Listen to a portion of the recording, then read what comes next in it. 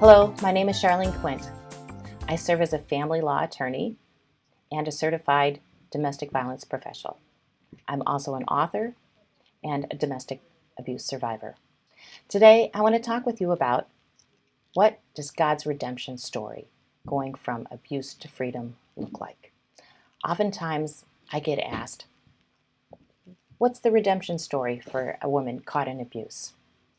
And the likely answer, which is often in most of the cases, is the redemption story often looks like the Exodus, when God rescued the Israelites from Egypt and sent them into the promised land.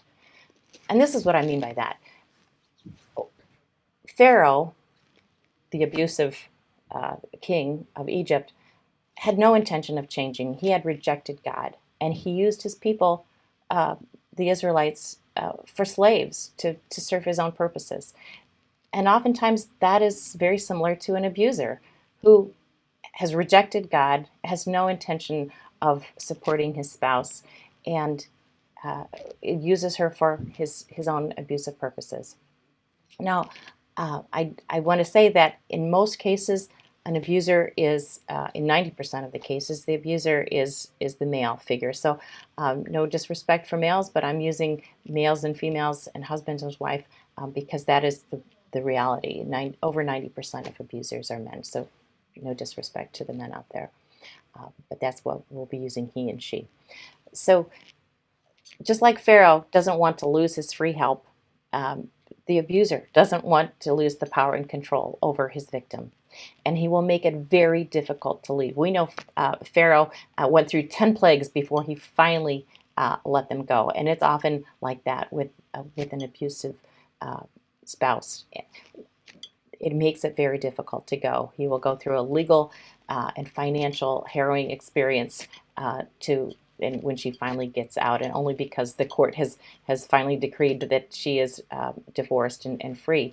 But then there's this very long situation of going through the desert. So it's an intense situation of healing and getting towards the promised land.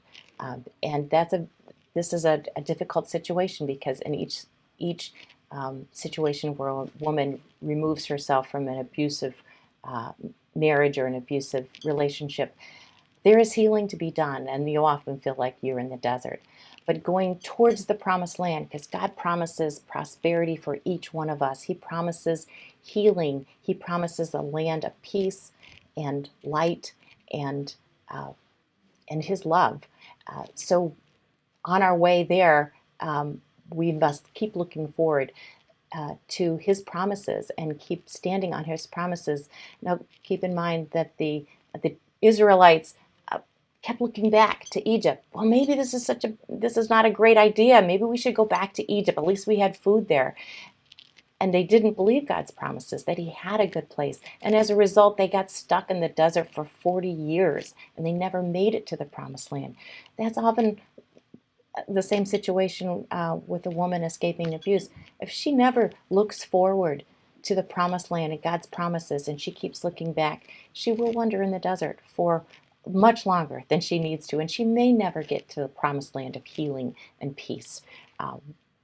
But God promises that, so we have to be like Moses and look towards God's promised land, where we do find his blessings. And that land was full of giants, but God said he'll be with us. And often our new life is full of giants, but God will be with us. We may need to get new jobs that we haven't done before. We may need to find a new church. We need to find new safe relationships. But those are the giants that a lot of women have to overcome, but God says he's going to be with us in that. So that's the typical redemption story for a woman coming out of abuse. Now, keep in mind, we all like to think the redemption story is going to be this miraculous change like Paul had on the way to Damascus. But let me say that that's a very rare redemption story. God doesn't just zap people from being evil to being good.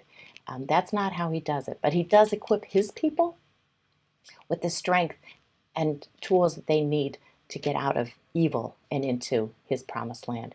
So keep in mind that Paul is one of only 3 people in the entire Bible that basically got zapped from going from evil to good. Paul was one in the New Testament. We have King Nebuchadnezzar in the Old Testament, and King Manasseh in the Old Testament. But keep in mind that each one of them, God put on such horrible conditions. There was consequences. And finally, when they got to the end of themselves, they turned to God. Paul was blinded and sent for a multi-year timeout. King Manasseh was dragged to the enemy territory in chains and in a nose ring before he finally repented and humbled himself. And King Nebuchadnezzar was made insane by God for 7 years. He ate grass like the oxen and lost his kingdom before he finally humbled himself. So abusers rarely change, but if they do, it's only because of huge consequences. And finally, what redemption doesn't look like. It never looks like what we find in the story in Judges 19 and 20. In this story in the Bible, a woman had left it was a concubine, she had left her husband. And we can only assume that was because of abuse, because women didn't leave their spouses back then. They were their only source of protection, their only source of income. So it must have been extremely abusive for her to leave. She went back to her father's house and lived, and he came running after her. And after spending time with her father and sweet talking the father and having dinner and drinks, he talked the father into letting his daughter go back with him, and he talked her into going back with him. And this is often what abusers do. They try to sweet talk their spouses to coming back with false apologies and being nice for a while. And then what happened? She went back with her husband, and the abuse actually increased. They both were staying at a home in a foreign land. He didn't choose a safe time to go back. He chose the time where they knew they would have to stay overnight instead of choosing a safe time in the morning where they could make the journey in a day. They had to stay overnight. An angry mob pounded on the door and said, give us, come out here. We want to have our way with you. And the men in the house, including this Levite, said, no, but you can take my concubine. And so she was raped all night long, and she dragged herself to the doorstep and died on the doorstep. And the abusive husband took no responsibility for the blame of that. He put her in harm's way and then blamed someone else for the damage that was done. Caused a war where tens of thousands of people were killed, and divisions amongst the tribes of Israel.